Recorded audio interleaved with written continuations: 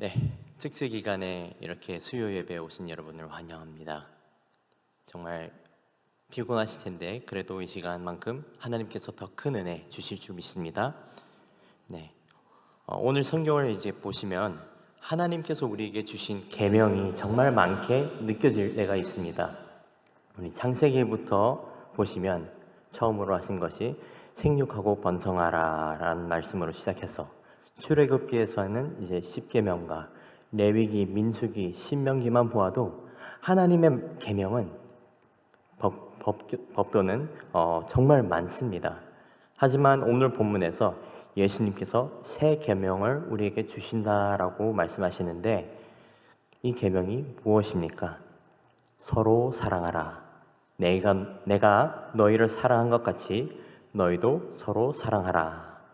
모든 법은 생겨나는 이유가 분명하게 있습니다. 동일하게 예수님께서 주신 이 계명도, 이 새 계명도 분명한 이유가 있습니다. 그 이유는 무엇일까요? 이 새 계명을 제대로 이해하기 위해서는 오늘 본문에 예수님이 제자들과 함께 하시면서 하신 말씀과 행하신 일들을 뒤돌아볼 필요가 있습니다. 오늘 우리가 함께 보신 말씀의 배경은 이렇습니다. 제자들과의 최후의 만찬이 있었고 그들의 발을 씻기는 사건과 그리고 제자들 가운데 배신할 자가 있다는 것을 예고하시는 사건이 있었어요. 그리고 예수님을 배신할 유다가 자리를 비운 후에 예수님께서 본문 31절을 이렇게 말씀하신 것입니다. 그가 나간 후에 예수께서 이르시되 지금 인자가 영광을 받았고 하나님도 인자로 말미암아 영광을 받으셨도다. 예수님의 이 고백을 한번 곰곰이 생각해 보시길 바랍니다.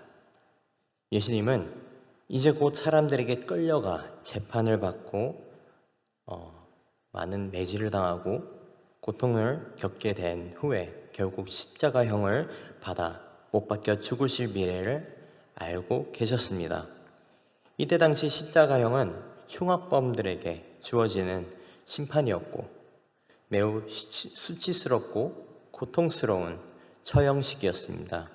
하지만 예수님은 자신이 이제 곧 걸어가야 할 이 십자가 길에 대해서 이렇게 고백하고 있는 것입니다. 지금 인자가 영광을 받았고 하나님도 인자로 말미암아 영광을 받으셨도다. 예수님은 수치스러운 십자가를 영광으로 받아들이셨습니다. 가룟 유다의 퇴장과 동시에 예수님은 지금 인자가 영광을 받았다라고 고백하셨어요. 이미 가룟 유다가 나갔을 때에 예수님은 앞으로 다가올 재판과 수치와 비난과 책망과 구타와 못 박히심을 다 알고 계셨습니다. 이미 예수님은 12장 23절 말씀에서 이렇게 말씀을 하신 기록이 있어요. 예수께서 대답하여 이르시되 인자가 영광을 얻을 때가 왔도다 라고 자신이 이제 십자가에 못 박혀 돌아가실 것을 예고하시는 말씀이었습니다. 죄송합니다. 가롯 유다의 퇴장은 예수님의 남은 구원 사명이 시작되었다는 것을 의미하고 있습니다. 그래서 예수님께서 31절의 고백을 남아있는 11명의 제자들에게 전하신 것입니다. 이어서 32절에서는 이렇게 말씀하세요. 만일 하나님이 그로 말미암아 영광을 받으셨으면 하나님도 자기로 말미암아 그에게 영광을 주시리니 곧 주시리라. 만약 예수님의 십자가 사건을 통해 하나님께서 영광을 받으신다면 하나님께서도 그에게 영광을 줄 것이라고 하셨습니다. 31절, 32절만 보아도 예수님께서 반복적으로 사용하시는 단어가 있는데 이 단어는 바로 영광입니다. 영광을 받고 영광을 주신다. 앞서 말했듯이 세상 사람들이 보통 십자가를 바라보면서 오히려 수치심과 망신과 이제 저주받음의 인상을 받았다면 예수님은 십자가를 바라보면서 오로지 영광을 보았습니다. 예수님은 십자가의 의미를 너무나도 잘 알고 계셨기 때문에 자신이 십자가에 돌아가실 일을 영광으로 여기셨던 것입니다. 이어서 33절을 보시겠습니다. 33절, 작은 자들아 내가 아직 잠시 너희와 함께 있겠노라. 너희가 나를 찾을 것이나 일찍이 내가 유대인들에게 너희는 내가 가는 곳에 올 수 없다고 말한 것과 같이 지금 너희에게도 이르노라. 예수님은 제자들에게 이렇게 부르세요. 작은 자들아. 복음서 전체에서 오늘 본문에서만 나오는 표현입니다. 제자들을 무시하는 것이 아니라 예수님을 향한 그들의 의존성과 미성숙함, 아직 연약함을 이제 좀 더 부드럽게 표현한 것이죠. 어떻게 보면 아직 덜 자란, 덜 성숙한 제자들을 어루고 달래는 표현으로 예수님께서 작은 자들아 라고 사용하셨던 것입니다. 그 이유는 바로 이 다음에 하시는 말씀 때문이에요.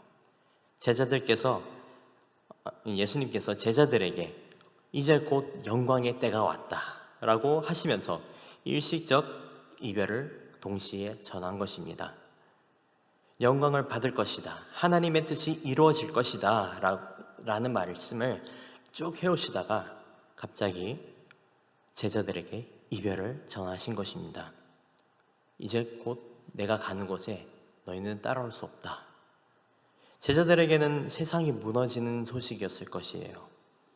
3년 동안 예수님을 쫄쫄쫄 따라다니는 제자들로서 예수님의 능력을 보고 경험했고 드디어 하나님의 때가 이루었구나 라는 얘기를 듣고 영광의 때가 곧이구나 라는 생각을 제자들에게 예수님은 마지막 갑작스러운 이별 통보를 통해 정말 마음에 너무나도 큰 짐을 혹은 부담감을 주었을 것입니다. 제자들은 정말로 자신들의 모든 것을 다 내려놓고 예수님을 3년 동안 따라다녔는데 그들이 기대했던 메시아로서의 이스라엘의 새로운 왕이 되는 그러한 그림이 정말 유리 깨지듯이 와르르 무너졌을 것입니다. 이러한 제자들을 예수님은 아셨기 때문에 제자들에게 작은 자들아 하면서 품으면서 그들을 다독이면서 이러한 메시지를 전했던 것입니다. 이렇게 일시적인 이별을 통보하시고 예수님은 새 계명을 제자들에게 전합니다. 우리 잠시 이별할 거지만 이 새 계명을 통해 너희들은 이 새 계명을 지켜라 라는 이제 말씀을 하신 것이죠. 이제 34절 말씀입니다. 새 계명을 너희에게 주노니 서로 사랑하라. 내가 너희를 사랑한 것 같이 너희도 서로 사랑하라. 서로 사랑하라 이 말씀, 예수님은 떠나시기 전에 제자들에게 줄 수 있는 마지막 말씀이었습니다. 마지막 가르침이었죠. 서로 사랑하라 하시고 예수님은 그 사랑의 기준을 정해 주십니다. 그냥 단순히 서로 사랑하는 것이 아니라 그 기준은 예수님께서 제자들을 사랑하셨던 것 같이 서로 사랑하라고 기준을 세워 주셨습니다. 이 새 계명이라는 단어를 다시 들여다보면 이전과 또 다른 계명을 의미하는 것이 아닙니다. 오히려 재해석한, 더 신선한 혹은 맑아진, 투명해진, 좀 더 명확해진 그런 의미를 갖고 있는 새 계명이라는 것인데, 이렇게 예수님은 이전 계명을 다시 한번 명확하게 선명하게 제자들에게 주신 것이 바로 서로 사랑하라는 계명이었습니다. 예수님을 사랑하는 제자들에게 내가 사랑한 것 같이 서로 사랑하라고 강조하면서 제자들이 서로 사랑하기를 원하셨어요. 정말로 예수님을 사랑하는 제자라면, 참된 그리스도인이라면, 예수님을 따르는 제자라면 서로 사랑하기를 원하셨던 것입니다. 서로 사랑하는 이 계명은 사실 새로운 계명은 절대 아닙니다. 이미 이전에 레위기 19장 18절을 보시면 비슷한 계명이 이미 있습니다.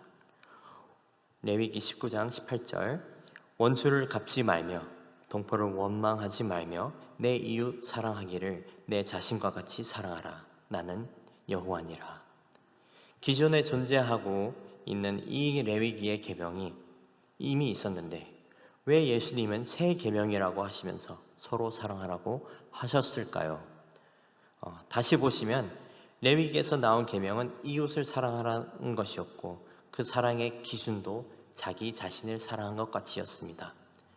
예수님은 이 계명을 이웃을 서로로 재해석해 주시면서 사랑의 대상을 넓히셨고 우리 자신이 기준이 되는 것이 아니라 오직 예수님께서 몸소 보이신 사랑을 기준으로 서로 사랑하라고 제자들에게 전하신 것입니다. 이웃을 애매모호하게 사랑하는 것이 아니라 내가 사랑한 것처럼 서로 사랑하라라는 것이 예수님께서 이 계명을 두고 새 계명으로 주신 명령이었습니다. 마지막으로 35절을 보시면 예수님께서 이 새 계명을 주신 이유를 밝히십니다. 너희가 서로 사랑하면 이로써 모든 사람이 너희가 내 제자인 줄 알리라. 예수님께서 제자들에게 새 계명을 주신 이유는 바로 모든 사람이 그리스도의 제자인 줄 알게 하려 한 것입니다. 서로 사랑함으로써 예수님의 제자들은 그들의 정체성을 확립하게 되는 것입니다. 서로 사랑한다는 말은 그들의 뿌리와 본질이 예수 그리스도 안에 있다는 것을 세상 모든 사람들에게 나타내게 된다는 것이에요. 예수님의 제자라면 예수님의 가르침을 따라 사는 것이 당연한 것이죠. 예수님은 이미 제자들에게 삶의 롤모델이 되어주셨어요. 이미 3년 동안 제자들을 데리고 다니면서 몸소 어떻게 살아야 하는지 보여주셨습니다. 그리고 더 나아가서 서로 사랑하라는 기준까지도 먼저 본을 보이셔서 그대로 서로 사랑하라고 가르치시고 새 계명을 이렇게 주신 것입니다. 그렇다면 예수님은 제자들을 어떻게 사랑하셨나요? 예수님은 제자들에게 많은 것을 가르치시고 데리고 다니면서 하나님의 능력을 보이시고 그들을 귀하게 여기시고 제자들에게 소망이 되어주셨어요. 더 나아가 예수님은 우리의 구원을 위해 십자가를 영광으로 여기셨고 그만큼 제자들을 그리고 우리들을 사랑하셨던 것을 몸소 보이셨습니다. 절대 가벼운 사랑이 아니죠. 모든 것의 주인 되시면서도 모든 것을 다 내어주시면서까지 우리를 사랑하신 분이 바로 예수님이십니다. 이러한 기준으로 사랑하라고 새 계명을 제자들에게 그리고 우리에게 주신 것이에요. 아직 제자들이 이 사랑을 다 이해하지 못한 상황이지만 예수님께서 바라신 참된 그리스도인의 모습, 그것은 바로 이러한 사랑의 공동체의 모습이라고 확실하게 믿습니다. 예수님께서 바라시는 교회 또한 이러한 사랑의 공동체가 되어야 합니다. 사랑하는 성도 여러분, 여러분은 예수님의 제자가 되었습니까? 아멘. 그렇다면 예수님이 제자들에게 가르치신 이 새 계명처럼 서로 사랑하기를 소망합니다. 예수님께서 죽기까지 우리를 사랑하신 것처럼 서로 사랑하라는 그 계명처럼 우리가 서로 사랑하게 되는 은혜가 있을 줄을 믿습니다. 우리가 서로를 사랑하게 될 때에 비로소 우리가 예수님의 제자임을 세상이 알게 될 것입니다. 그리고 우리가 서로 사랑할 때에 이 교회의 참된 주인은 먼저 사랑하신 예수님이 될 줄을 믿습니다. 예수님께서 먼저 사랑하셨고 그 사랑을 본받아 우리는 서로 사랑할 수 있는 은혜를 누리게 되는 것이에요. 우리 모든 성도가 서로가 서로를 진심으로 사랑하는 신문산 교회의 공동체가 되기를 축복합니다. 말씀을 맺겠습니다. 오늘 예수님께서 제자들에게 새 계명을 주셨습니다. 그리고 이 계명을 지키는 자는 예수님의 제자임을 세상 모든 사람들이 보고 알게 하신다고 하셨어요. 그렇다면 우리는 예수님의 제자들로서 서로를 예수님의 사랑으로 사랑해야 합니다. 하지만 부족한 사람들인 우리가 어떻게 서로 사랑할 수 있을까요? 우리에게 주신 서로 사랑하라는 이 계명을 잘 지키기 위해서 반드시 지켜야 할 세 가지 원칙이 있습니다. 첫 번째는 바로 말씀에 붙들려야 한다는 것입니다. 우리는 아는 만큼 살아낼 수 있어요. 분명 34절에서 예수님은 내가 너희를 사랑한 것 같이 라고 하셨는데 말씀을 모르면 예수님이 어떻게 사랑하셨는지 알 수 없습니다. 더 나아가 예수님의 사랑뿐 아니라 삼위일체 하나님의 사랑도 알아야 우리가 온전한 예수님의 사랑의 기준을 알 수 있게 됩니다. 그렇기 때문에 단순히 복음서에서만 나타나는 사랑만 보는 것이 아니라 구약에서부터 계시록까지 모든 성경 모든 곳에서 나타나는 하나님의 사랑을 알아야 합니다. 사랑하는 성도 여러분, 더욱 말씀을 묵상하시고 말씀에 붙들려 사는 은혜가 있기를 소망합니다. 하나님께서 우리를 어떻게 사랑하셨는지 말씀으로 깨닫게 될 때에 우리도 비로소 서로 어떻게 사랑하는지 알 수 있게 될 줄 믿습니다. 자, 서로 사랑하기 위한 두 번째 원칙은 기도해야 하는 것입니다. 기도하지 않고서는 서로 사랑하는 삶을 살 수 없습니다. 예수님께서 사랑하신 방식은 단순히 섬김이 아니었어요. 예수님은 중보자이셨고 늘 기도하면서 사랑하고 섬기셨습니다. 40일 금식 기도를 시작으로 십자가에서 하나님께 마지막 호흡을 다하실 때까지 예수님은 기도하셨어요. 자세히 보시면 예수님의 시작과 끝은 기도였습니다. 사랑하는 자는 기도하는 자가 되어야 합니다. 또한 사람의 노력으로 사랑하는 것이 아니라 하나님의 사랑으로 그리고 그 은혜로 사랑하는 것이기에 하나님의 사랑을 구하고 긍휼한 마음을 또한 하나님께 구해야 합니다. 사랑하는 성도 여러분, 하나님께 기도로 사랑할 수 있도록 긍휼한 마음과 지혜를 달라고 기도하는 기도자가 되시길 소망합니다. 마지막으로 서로 사랑하기 위한 세 번째 원칙은 예수님만 바라보아야 합니다. 우리의 노력으로 서로 사랑하려다 보면 쉽게 계산을 하게 돼요. 그렇게 계산하게 되면 손해보는 것 같고 헛되게 느껴질 때도 있습니다. 지치게 돼요. 이것은 결코 예수님께서 가르치신 사랑이 아닙니다. 그렇기 때문에 우리는 서로 사랑하기 위해서는 오직 예수님만 바라보며 예수님의 사랑만으로 사랑해야 하는 것입니다. 주변을 돌아보며 한 사람 한 사람을 하나님께서 사랑으로 하나님의 형상대로 지은 사람으로 여기고 서로를 존귀하게 여김으로써 사랑해야 하는 것입니다. 다시 말해서 서로 안에 있는 예수님을 보며 사랑해야 하는 것이에요. 사람을 사랑하는 것은 쉽지 않지만 그 사람 안에 계신 예수님을 바라보면 사랑할 수 있을 줄 믿습니다. 예수님의 삶을 묵상하면 예수님의 사랑을 알게 돼요. 예수님의 사랑을 깨닫게 되면 우리는 서로 사랑하는 것이 결국 우리의 기쁨이 되고 우리의 영광이 될 줄을 믿습니다. 우리 한번 이렇게 서로 고백하기를 원합니다. 예수님은 나를 사랑하십니다. 나를 사랑하십니다. 그리고 옆 사람에게 나도 당신을 사랑합니다. 사랑하는 성도 여러분, 예수님의 사랑은 은혜입니다. 그리고 우리도 서로 사랑하게 되는 것도 은혜예요. 그 은혜가 아니면 서로 사랑하는 것이 불가능합니다. 그 크신 은혜를 주신 우리 주님을 다 함께 찬양하기를 원합니다. 정말 우리가 이 땅 가운데 교회로서 있고 하나의 사랑의 공동체로 있는 것이 얼마나 큰 은혜인지 우리 하나님께 영광을 올려드리며 찬양드리겠습니다.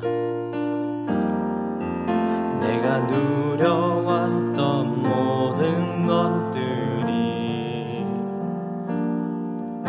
내가 내가 지나왔던 모든 시간이 내가 걸어왔던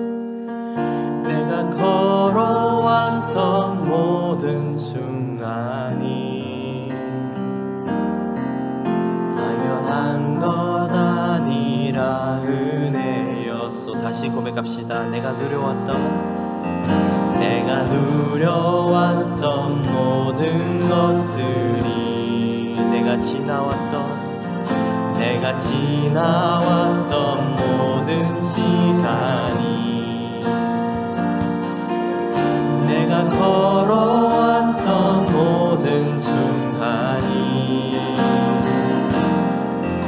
당연한 건 아니라 은혜였소. 아침 해가 뜨고 저녁에도 봄의 꽃향기와 가을의 열매 변하는 계절의 모든 순간이 당연한 것 아니라 은혜였소. 모든 것이 은혜